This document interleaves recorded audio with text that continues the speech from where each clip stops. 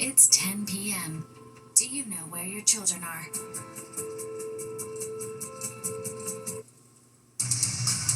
Right now on the 10 o'clock news. Roads turned into rivers, commutes disrupted. We've seen it all tonight. Flash flooding impacting everything from roads, rails, and airports across the tri-state area. Let's take a look at the radar right now. You can see the rain still, but it doesn't look as fierce as it did during the height of the storms. And taking a live look outside, showers are in the forecast for a few more hours, but then you're really going to like what Audrey has to say. Good evening. Thanks for joining us. I'm Natasha Verma. Steve has the night off. Of course, our big story tonight, the flash flooding and the major issues that it's causing. This is what it looked like on Staten Island earlier tonight. You can see the water flooding the streets and causing it to gush. At the height of the storms, states of emergencies were declared for the city and New Jersey. Alternate side street parking rules will be suspended tomorrow to help with that cleanup, but you'll still have to feed the meter. And now let's take a look at the power outages, starting with Con Ed. Nearly 3,500 customers are in the dark, mainly in Queens and Brooklyn. Across the river in New Jersey, PSE&G reporting about 1,500 customers without power, while Jersey Central Power and Light has almost 3,000 customers without electricity. Long Island is faring the best. PSEG says only about 400 people don't have power. And we have Fox 5 live team coverage for you tonight of the chaos that this flooding is causing. Audrey is tracking it all at the weather wall. Kendall Green is in central New Jersey, where they just can't seem to catch a break. But let's start with Jessica Formoso in Bayside, Queens, where it has been tough going on the roads and the rails, Jess. Natasha, that's right. And the Port Washington line suspended. I'm here at the Bayside LIRR station where the tracks were underwater. I'm going to step out of the way so you guys can take a live look of the situation here. When we got here, the tracks, like I said, underwater. Crews have been working nonstop, pumping all this water out to get the trains running again. They've come a long way, and you're looking at them right there. This train here was stopped in its tracks just before entering the station once it realized the tracks flooded out. The third rail totally submerged. There were commuters on board that had to be rescued. We are told the train lost power and passengers were stuck for hours. You see here rescue crews with ladders and rope helping passengers get off one by one. We did ask the MTA how many people were on the train, but they did not give us an answer. Now, MTA crews have been on the scene for hours pumping water. By 8 o'clock, I was told by a source they were bringing in more pumps. The Bayside LIRR station remains out of commission. It's unclear what the morning commute will look like. The MTA tells us service will resume on the Port Washington line once the tracks are cleared and given a safety inspection, so that could take some time. Now, let's listen to a passenger who was stuck on that train and had to be rescued. We were stuck for about 2.5 hours. We were just sitting on the train, not able to go anywhere. So I was scared at first. About 15 minutes after we stopped on the tracks, all the lights went off. So that kind of was when I got a little bit scared. I was like, oh boy, something's going on. Mother Nature really unleashed on Bayside.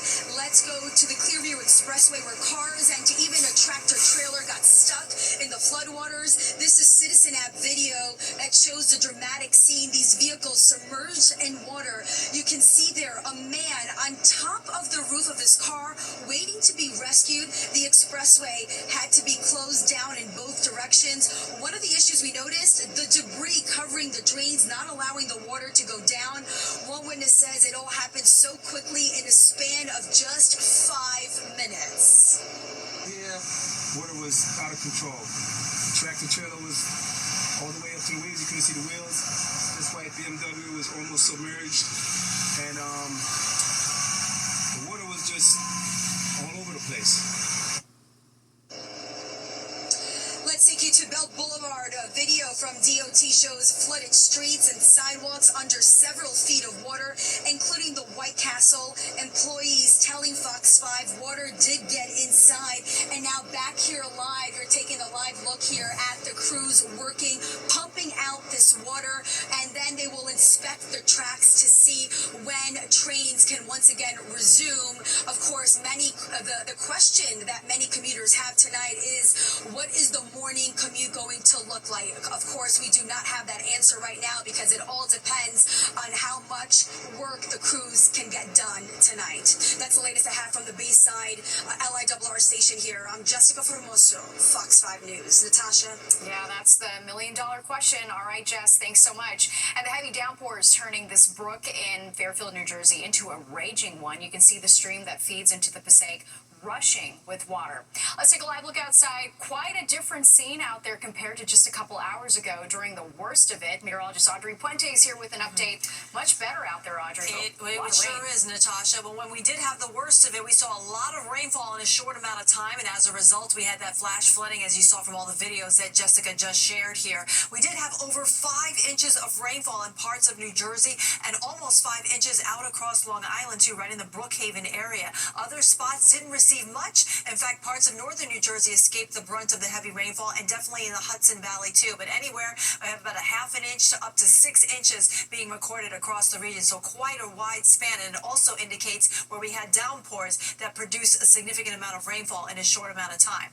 Here's a look at the radar right now. We still have light rain moving in across the area. No downpours, no severe weather. However, in flood-prone areas or areas that are already experiencing flooding from earlier, any extra rainfall will exacerbate any issues they're having there. All right, off to the north we go here. Much of the Hudson Valley escaped the brunt of this today, but now we're seeing rainfall across areas like Putnam, Rockland, and Westchester counties, which were dry for several hours while everyone else was experiencing some flash flooding. Some significant rainfall here, at least steady rainfall in and around Fairfield County near Danbury, too. And as we go downstate, we'll see we do have some light rain now moving across Manhattan into Queens and Brooklyn, but not nearly as heavy as it was earlier this afternoon. Fire Island really got slammed earlier today, but that storm cell has now moved to the south here. It's just light rain now coming across Suffolk County in areas around Riverhead and Coram, too. And across the Jersey Shore, things are much improved from earlier today. We had strong wind gusts, some heavy rainfall, too, but now it's just to be light rain showers moving through. We still have a lot of moisture here in the northeast, and we're not out of the woods just yet. The frontal boundary really won't exit the coastline until tomorrow morning. So we are anticipating cloudy conditions overnight. I'm still leaving the chance for a few showers, but we do have better weather ahead of us. I'll have the details coming up. Natasha? All right, sounds good, Audrey. Thank you. And take a look at this. Flash flooding making for dangerous driving in Montclair, New Jersey this afternoon, proving it's important to turn around, don't drown, and never drive through floodwaters. And one part of our area that just can't catch a break is North Plainfield, New Jersey. The sky's opening up and adding insult to injury in a part of our area that has already seen a summer of deadly storms. Fox 5's Kendall Green is live in North Plainfield with how people are faring tonight. Kendall? Hey, good evening, Natasha. A state of emergency declared for the entire state of New Jersey as residents prepare for the potential of another round of intense flooding similar to what we saw earlier this month. And the words on many of these residents' mind, the two words were, "not again." Now, they prepared for the worst here in North Plainfield, where there were heavy rain early in the afternoon that led to flooding, just as state officials predicted. Our cameras caught drivers making their way through some pretty tough driving conditions, with floodwaters slowing down the flow of traffic along Highway 22. Now, one driver we caught up with, who parked his car to wait it out, decided to avoid taking any chances, especially when 2 victims died in the area after the water swept them away just weeks ago. I see this lights drying, and I see all these waters coming from the hills and get into this area, and I'm not taking a risk to go under the water. Yeah, it's too dangerous. Now, neighbors here along Somerset Street walked us through their yards and homes they're still working to repair weeks later. Mary Bell Calderon, among them. Her home sustained serious damage near the front porch, where the foundation of her house was beat up so badly she couldn't stomach the thought of another flood coming through here again, undoing the progress she and her husband have made within the last few days. We just finished, for cleaning up everything, 1 week or 3 days ago. We just finished because we had to take care of everything. We had disinfecting everything. So I was thinking, again. Now, another neighbor tells us he and his family still don't have hot water because they've been waiting for new furnaces to arrive this weekend. Now, after getting word of potential for more floods today, he moved his vehicles, fearing they'd get damaged again if the waters rose from the nearby river. We got water, actually 3 feet of water into the basements. The whole section was covered with 3 feet of water inside. So it's damaged. Oh, a lot of damage. We lost all the appliances, the furnaces. and you can see the new panels on the walls. This time the water came in here from 2 different directions. Now, so far right now, there is a sense of relief, but this flood watch doesn't end until tomorrow morning. And most of these residents are hoping for no surprises by then. But that's like it's here in North Plainfield, New Jersey. Kendall Green, Fox 5 News. Natasha? All right, Kendall, thank you so much. This is prime time for summer storms, and you can track them in real time by downloading the free Fox Local app. A final farewell in the Bronx for one of New York's finest. Hearts heavy as Detective Didarul Islam, killed when a gunman went on a rampage inside a Midtown skyscraper, is laid to rest. And thousands of immigrants living legally in this country, including in our area, concerned about what could happen if they lose their protected status. In the Bronx, as the off-duty officer posthumously promoted to Detective Didarul Islam is laid to rest. He lost his life at 345 Park Avenue Monday when a gunman opened fire, killing 4 innocent people. Fox 8's Sharon Crowley is here with more on today's emotional service. Sharon? Yeah, it certainly was emotional, Natasha. A dignified and moving tribute to the life and work of Detective Islam. Just 36 years old, gunned down while working an off-duty job to earn extra money for his growing family. During the service today, he was remembered as a family man who gave his life to protect others.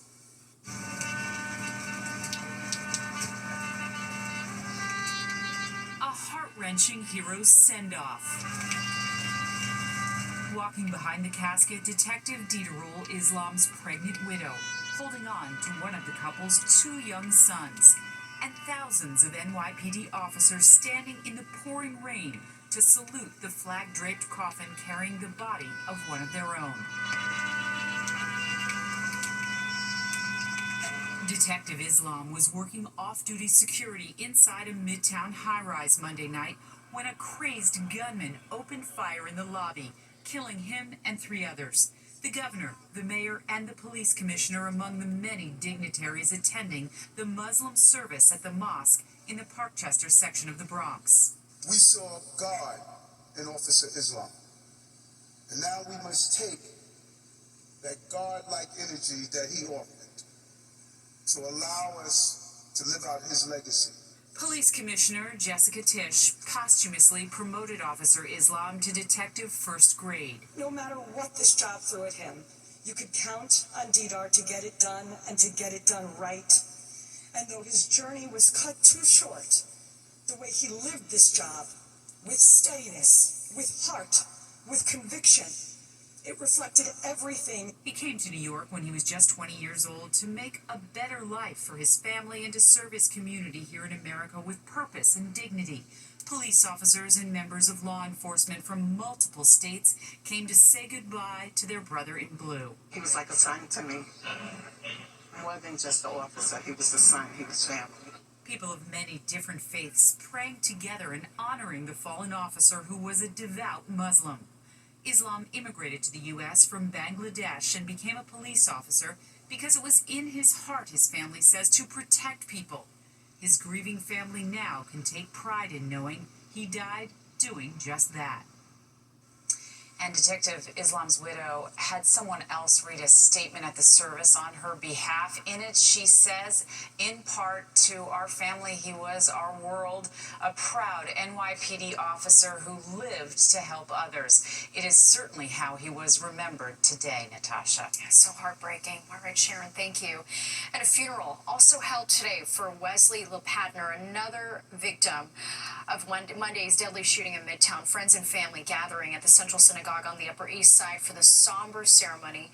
Lepatner was a senior executive at the global investment firm Blackstone, which is located in that Park Ave office building where the shooting took place. Her daughter speaking at the funeral.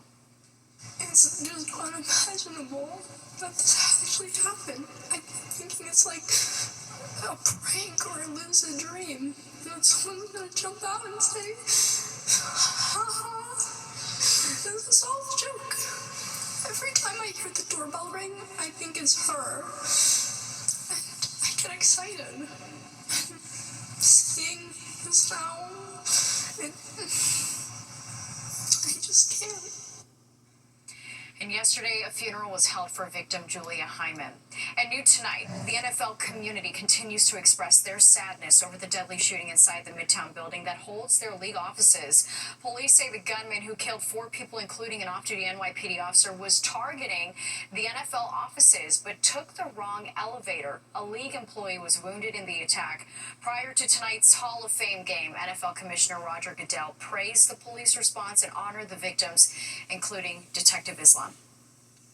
And it hits home, the loss, the unnecessary and unexplainable loss. And it's something that all of us, as New Yorkers, feel great pride in the NYPD and what they do.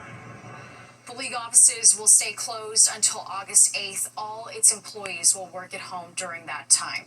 And for latest updates on the deadly Midtown shooting investigation, you can download the free Fox Local app. New tonight, President Trump signing an executive order to impose new tariffs on many U.S. trading partners. Trump had set an August 1st deadline for the tariffs to take effect, but White House officials now say they won't start for another 7 days. The order set rates for 68 countries and the 27-member EU, with a baseline 10% rate for countries not listed in the order. Earlier today, Trump agreed to extend trade negotiations with Mexico for 90 days, but there still isn't a deal with Canada, which now faces a 35% tariff. Honduran immigrants who have been living legally, working, and paying taxes in the U.S. for decades now say they're at risk of having their legal status revoked. That's because of a decision by the Trump administration to rescind their temporary protected status, a decision those immigrants are now desperately hoping to get reversed. Fox Eye's Jody Goldberg has the story. Perla Canales came to America with a broken heart. Now the 61-year-old fears she may lose everything she's worked for. When I lost my husband and came in this country in 1993, I have 4 kids already.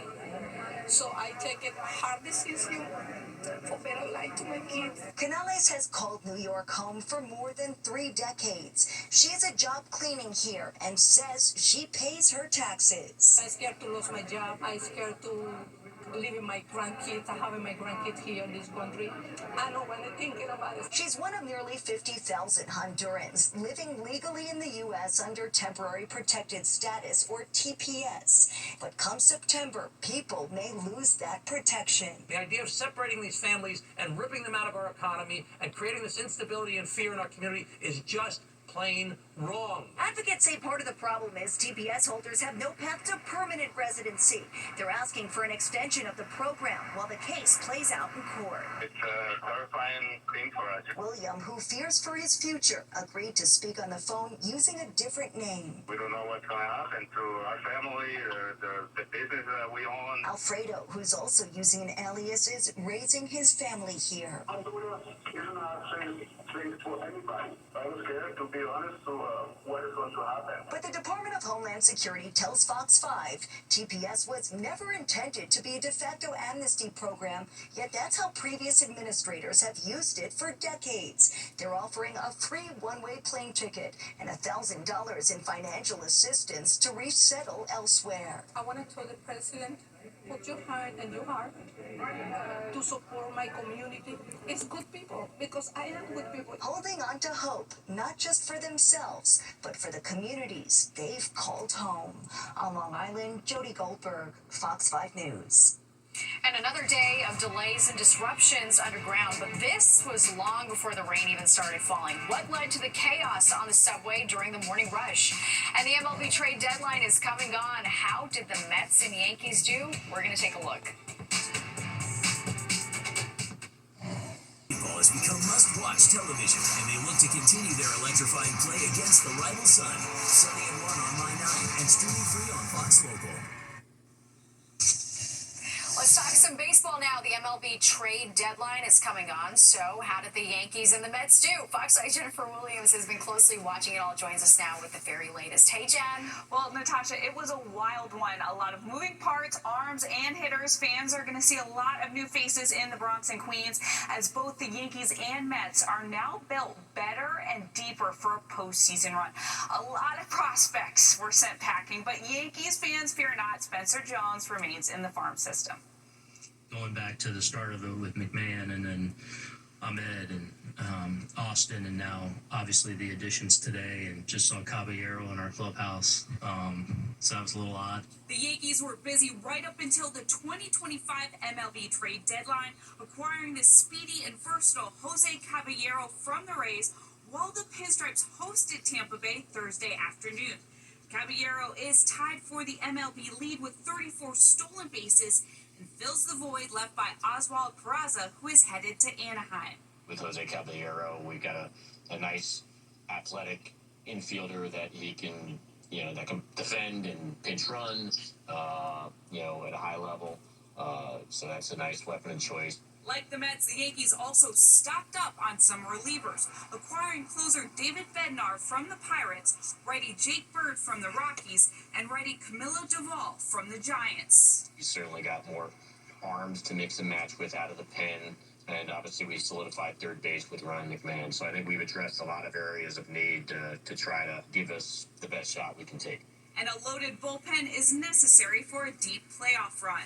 Manager Aaron Boone added Devin Williams will remain the club's closer for now. Devin's been outstanding. On Wednesday, the Mets fortified their bullpen, acquiring righties Ryan Helsley and Tyler Rogers. We focused on the back end of the pitching staff, the bullpen. We're really happy with the arms we were able to acquire who are going to pitch out of our pen. And we have confidence not only in the starters who are here, who we think are going to keep us competitive and help us win games.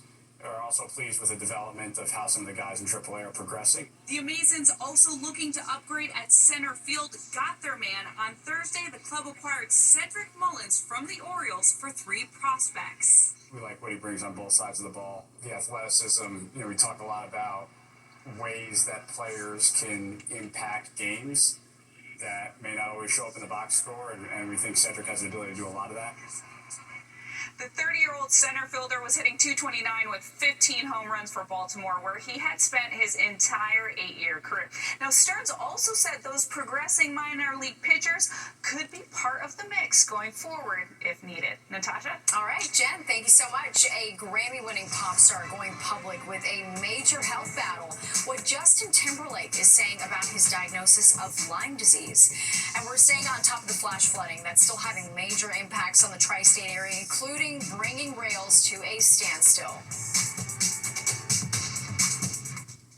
You're watching the 10 o'clock news.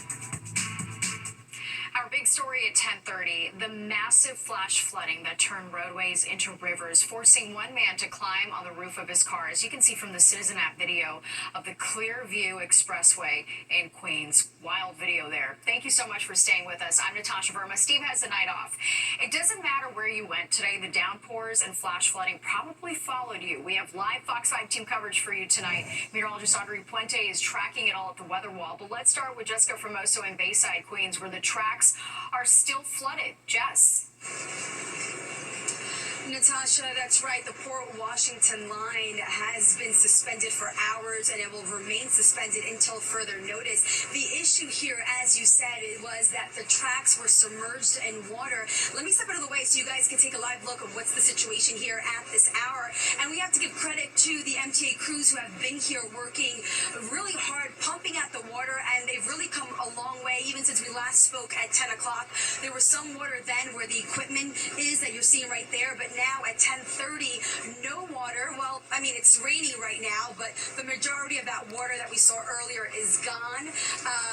Let's look at some video of the situation earlier. This train here was stopped in its tracks just before entering the station once it realized the tracks flooded out. The third rail totally submerged. There were commuters on board that had to be rescued. We were told that the train lost power and passengers were stuck for hours. You see here rescue crews with ladders and rope helping passengers get off one by one. We did ask the MTA how many people were on that train, but they did not give us an answer. Now, MTA crews have been out here for hours pumping water out. By 8 o'clock, I was told by a source that they were bringing in more pumps. The Bayside LIRR station remains out of commission at this hour. It's unclear what the morning commute will look like. The MTA telling us service will resume resume on the Port Washington line once the tracks are cleared and given a safety inspection, so that could take some time. Now let's listen to a passenger who was stuck on that train and had to be rescued. I was in the second car, so I walked to the front and saw all the water like almost up to the platform from A side.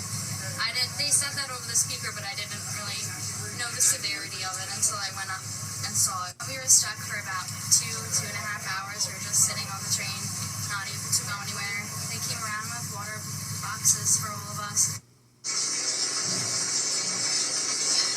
And you know, Natasha, Bayside residents really can't catch a break today because it started with a drizzle and right now another downpour at this hour. And crews, like I said, you see them behind me pumping at the water. They've done a great job. They've pretty much cleared the tracks.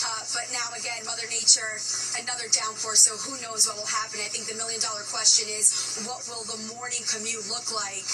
That at this hour is unknown, but we're hoping for the best. That's the latest I have here from Bayside. I'm Jessica Formoso, Fox 5 News. Back to you. Fingers crossed they can get that all cleaned up. All right, Jess, thank you so much. Let's take a live look outside. We're still seeing rain, but it's a far different sight compared to just a couple hours ago. Let's check back in with Audrey.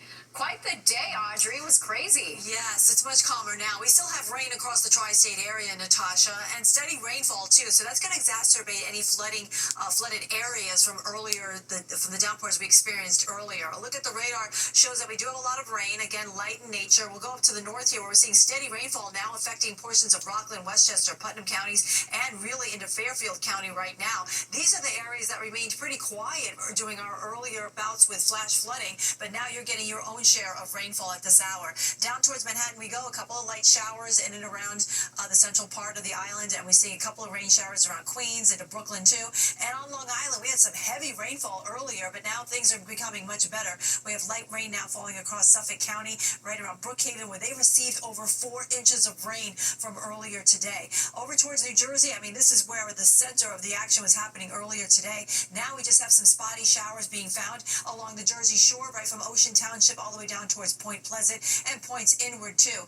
We are starting to see things quiet down here, but we still have some moisture moving through New England, and I think for the most part the worst of it is over, and we're starting to see some drier weather coming in from the west, and we're waiting in time for the weekend. So as we move through the overnight hours, we're expecting things to dry out, and we'll see some sunshine to start out the day, a mix of sun and clouds for tomorrow, and much cooler temperatures too. I'll have the details coming up. Natasha? Love the sound of that. All right, Audrey, thank you. We'll check back in with Audrey a little later on, and for updates anytime, you can download the free Fox Local app. Major headaches in the subway system again, and it happened well before the rain started. For the second time this week, a signal issue near the West 4th Street Washington Square subway station led to service disruptions and delays in the middle of the evening commute. More than half a dozen lines were disrupted. All of this coming as fares are expected to go up from $2.90 to $3 next year. The MTA says the disruption started after a power surge. A music superstar opening up about what had been a private health battle. Justin Timberlake revealing his Lyme disease diagnosis and how it's taking a toll on his health. Plus this. We all sing and dance for a living, so we shouldn't take softball that seriously, but everybody's obviously competitive. The worlds of Broadway and softball collide in Central Park. We're running bases with the star players of the Broadway Show League.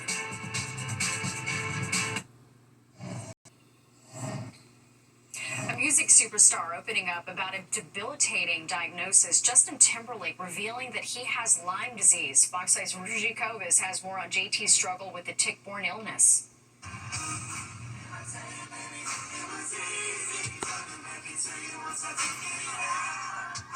It all started because of this viral TikTok, which shows pop superstar Justin Timberlake on stage at a recent concert, letting the audience sing his hits.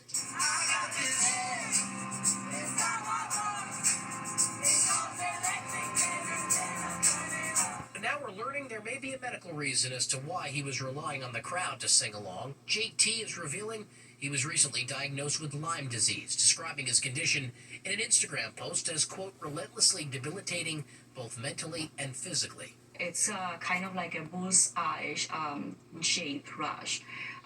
Some people, they don't even realize they have it because it appears like in odd areas where the tip was attached. Timberlake's diagnosis comes just weeks after health experts have warned that a tick explosion is likely during these oppressive summer months. In fact, the CDC says the number of emergency room visits from tick bites for the month of July is the highest it's been in 8 years. The hotter is the summer, these diseases are more frequent. Doctors warn that Lyme disease can be transmitted if a tick bites and latches on to one's skin for an extended period of time. Symptoms include fever, fatigue, muscle and joint pain, and swollen glands. If left untreated, Lyme disease can lead to neurological complications and even heart problems. You can have pain, you can have some cognitive difficulties, like you have like brain fog, you can concentrate, some memory issues, you don't sleep well. Although most people recover from Lyme disease after a few courses of antibiotics, it's still important to protect yourself during these final months of summer. Doctors recommend using insect repellent, wearing long sleeves or long pants if you can withstand it in this heat, and always do a full body check if you're going for a walk or a hike. Lyme disease is very treatable, as long as it's caught early. In White Plains, Richard Giacobas, Fox 5 News. Well, a mid-air scare forces a packed passenger jet to make an emergency landing. It's like 3 waves, and each one's about worse. You can see emergency vehicles lining up the runway. What forced that plane down? And a programming note for you. Tune into our brand new show, Battleground NYC, The Fight for Your Vote. It streams every weeknight at 7 p.m. on the Fox local app. The race for New York City mayor is heating up, and it's only going to get hotter. It's not just New Yorkers that have their eyes on this race. The rest of the country is watching too. I'm Essie Cobb. Join me for a political show that breaks down the mayoral race in an election that's shaping up to be unique, unpredictable, and unusual. When it comes to this election, anything can happen. So be ready. Watch Battleground streaming live weeknights at 7 exclusively on the free Fox local app, available everywhere you stream. Welcome back. Turning back to the weather now as we take a live look outside. We've seen it all day. We've seen everything today. Storms, flash flooding, and heat. It's definitely summer in the tri-state area. We're going to check back in with meteorologist Audrey Puente on how it's looking right now. But thank God the rain is out of the way, Audrey, we can focus on the next chapter. And it's a better chapter for sure, Natasha. Today was a warm day across the tri-state area. Not nearly as hot as we've seen lately, but still, it was above average with our high temperature of 89 degrees. The record high in the state, 102, that was set back in 1933. And this morning's low, 73, although now that's not our recorded low because currently we're even below that. We're at 66 in the park right now. When was the last time that happened? We haven't seen numbers like these in quite some time. We're at 69 in Islip, 67 in East Hampton. We find 62 in Poughkeepsie and 60 over towards Monticello. These temperatures much cooler than they were at this time yesterday. We are running about 10 to almost 20 degrees cooler in the last 24 hours. Looking at our dew points, this has also come down significantly too. Now we're seeing much more comfortable readings. Still feeling a little muggy though in Islip and in Bridgeport, but check out Monticello, a dew point of 58, and that's the leading edge of some refreshingly dry air that's headed right in our direction, just in time for the upcoming weekend, which is nice. Wind speeds, they've been pretty blustery today. Within some of those thunderstorms from earlier, we've had wind gusts up to 40, 50 miles per hour. Right now, they're sustained between 10 and 20 miles per hour on average. However, we have gusts up to 25 for the rest of the evening. So all of the heavy rainfall that came through earlier has now diminished in intensity. It's a very slow exit to a lot of this rain. That's because we have a stationary front sitting just over the region. But we are starting to see the rain begin move from west to east across the area. So slowly we'll start to dry things out across the entire region. And we do have a clearing line working into western New York right now, right around Buffalo and into northwest Pennsylvania too. Erie looking pretty good right now. And this is all headed right in our direction. We still have some rainfall across Long Island and Connecticut, some shower activity in the Hudson Valley. Jersey Shore, you're doing better than you were earlier, but we still have a couple of showers there as well. So look at the satellite radar on the wide scope. We can see we have this area of low pressure with the associated front. It's very slow to exit, but it will be offshore by tomorrow. Then behind it, we have drier air, all courtesy of high pressure, nosing its way down from Canada. That's going to dominate our weather pattern as we go into the upcoming weekend, setting us up for some beautiful days ahead of us.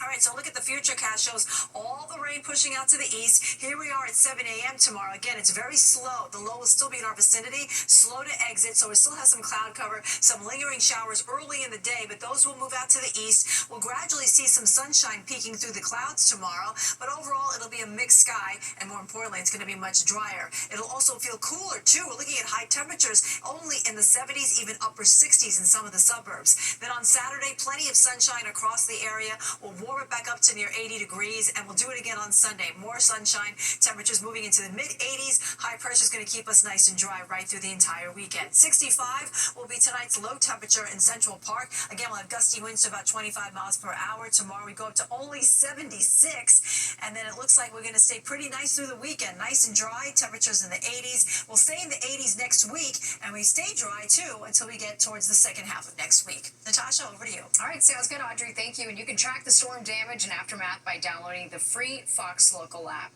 Well, Batter Up, America's favorite pastime, and Broadway coming together to put on quite a show at Central Park. Fox 5's Steve Lacy stepping up to the plate to show us how the Broadway Show League has been hitting homers for 70 seasons.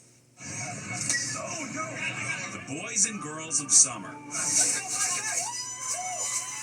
Trading the bright lights of Broadway for the sun-drenched Heckscher ball fields of Central Park. This is just a thing that gets us out of the building and gets us closer as a company. The 70th season of the Broadway Show League in full swing, where being the MVP is equal to the feeling of winning a Tony.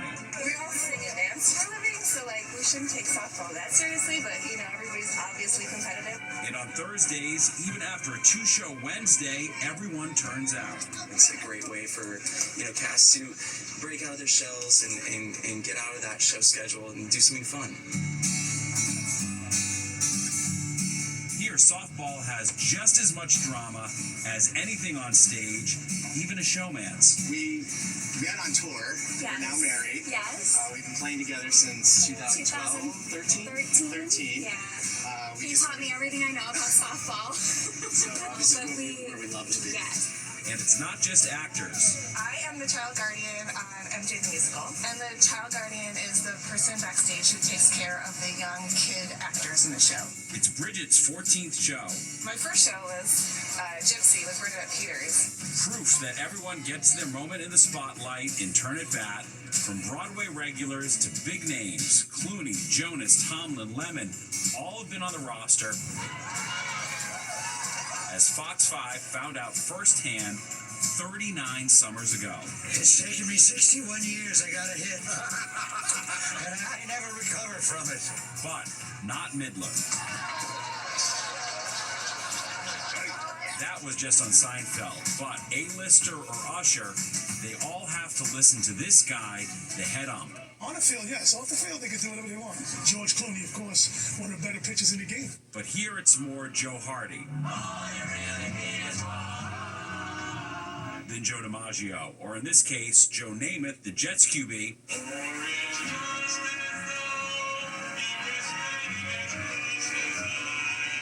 Known as Broadway Joe, also suiting up to play ball back in the 80s while taking on a role in Broadway's most famous baseball musical, Damn Yankees at Jones Beach. Like the Show League, it's also celebrating a 70th anniversary this year, a legacy the commish is proud of as he marks his 16th season. Everybody's equal. You could be the star of the show at night. Somebody front of house, somebody on the crew, somebody backstage could be the star during the day. It's really a great thing that the Broadway community gets together every Thursday. And his most memorable player, an American Idol alum, might surprise you. Konstantin Maroulis, who was in Rock of Ages years ago. He was a rock star on Broadway, and he was also a rock star on the field. He was a great, great ball player. So the next time you're looking for something to do uniquely New York and free, maybe the best seat in the house can be found here at the Bleachers, Thursdays from April through August in Central Park. Steve Lacy, Fox 5 News. Such a great story. Well, there's nothing more refreshing on a hot summer night than a nice bowl of ice cream. Get ready to take a step back in time to a local scoop shop that's been serving up sweet treats for a century.